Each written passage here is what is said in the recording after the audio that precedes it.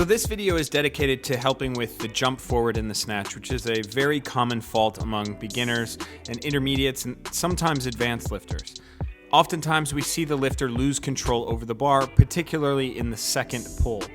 So loss of control over the bar in the snatch is typically the problem, and then jumping forward is just simply a symptom of this greater problem. So first things first, let's look at the setup. Get your shoulders over the bar, hips at about parallel, and pressure in the feet should be flat. Then to initiate the first pull, you should try to use the legs to press through the floor. The typical response to many people would be to yank the bar off the floor and immediately shift the weight back into the heels. But again, we want flat pressure in the foot, so a common cue that I think of is to jam your toes down as you push. The next step in the progression is the snatch deadlift, where you would finish with the shoulders remaining over the bar. The goal here is to only focus on the use of the legs to move. Again, focus on not shifting the weight back so much so that the toes pop up. So we have the lift off with the pause, the snatch deadlift, and we're going to add in the high pull. The key of the high pull is to think of forcefully extending equally at the knees and the hips. People tend to over-exaggerate the action of the hips and begin to have too much horizontal movement.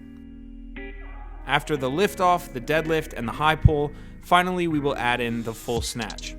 The important thing to understand with this complex is that at all times of the lift, you need to exercise control over the bar.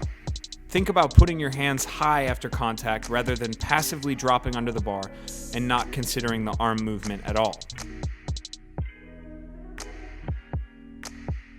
Then try adding in a no foot movement snatch instead of the full snatch at the end of the complex.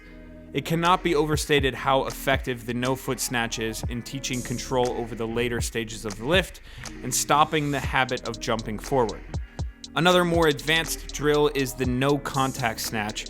Again, with this drill, we're limiting dynamic movement of the hips to command control over the bar in the pull-under with the upper body.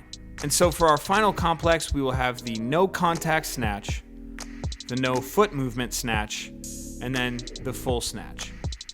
These progressions will just help you generally work on your technique. Throw them into your warm-up or after your sessions as a way of having pointed practice towards different aspects of the lift.